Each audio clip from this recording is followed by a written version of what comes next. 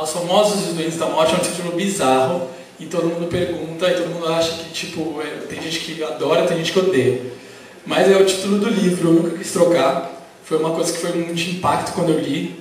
O autor tem uma coisa que ele fala sobre os duendes, que ele fala que, e no livro dá pra ver muito mais, que os duendes são aqueles que são seres da Terra, são seres que estão presos à Terra. E a primeira palavra que aparece em alemão e que aparece muito no livro que é Geheimnis, que quer dizer o segredo. Mas se você cortar a palavra, quer dizer volta para casa. E é o segredo. Então é muito interessante isso, que o autor está sempre voltando para casa. E ele, justamente como Julian, que é aquele menino esquisito do filme, ele volta. Então tem uma coisa dos duendes da morte, né? Que são todas essas coisas, esses fantasmas que assombram a nossa cabeça e que nos instigam, que na verdade é o que eu falo do filme. O filme brinca muito com o claro e com o escuro, né? O menino vive quer dizer, o próprio cara, ele vive mais na escuridão, as coisas acontecem mais na escuridão e tem o apagão e tudo mais. É porque o claro, todo mundo vê, né? O claro é mais confortável, o claro é mais cômodo. Foi assim, eu li o livro, na verdade o livro não era o livro que existe agora, ele era um manuscrito, assim, ele era a história só, e eu me encantei com essa história. Daí eu convidei o autor para fazer o roteiro.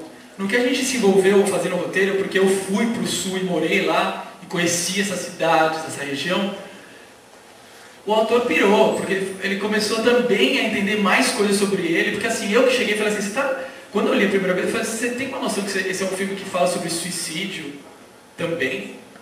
Porque não era tão explícito assim. E o cara falava, sério? Eu falei, não, fala sobre isso.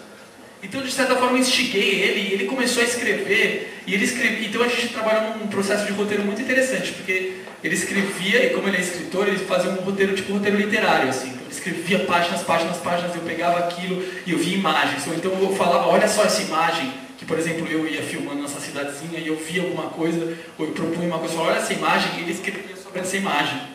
Então foi realmente um diálogo. Quando você vai ler o livro, você vai ver o filme, mas você vai ver outras coisas, não sei. Você vai descobrir outras coisas sobre esse menino. Mas é o mesmo menino, entendeu?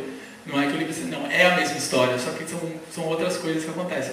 Então, enfim, daí foi esse processo. Lá eu decidi que eu queria conhecer os adolescentes, mas primeiro que eu queria conhecer eles por internet. Porque eu queria saber quem eles eram ou quem eles gostariam de ser para o mundo. Ou quem eles eram virtualmente. Para mim, eu queria que o espectador sentisse o que eu senti como leitor, sabe? Então, o que era mais importante era o sentimento que trazia a cena, e não exatamente a cena. Então, o que acontece? Um exemplo. No Gira Gira, por exemplo, quando você lê aquilo no livro, você vai ficando cada vez mais enjoado, porque o menino está falando, nossa, enquanto todo mundo está na festa, eu estou aqui. E o mundo está girando, só que não está girando aqui. O mundo está girando do outro lado do mundo, porque eu estou aqui parado. Porque a cada volta que eu dou dessa gira-gira, eu vou dar uma volta, agora eu estou mais velho. Mais uma volta eu tenho barba, mais uma volta eu tenho um filho, mais uma volta... E o cara começa a imaginar toda a cidade, tudo que ele poderia, quer dizer, ser se ele ficasse na cidade.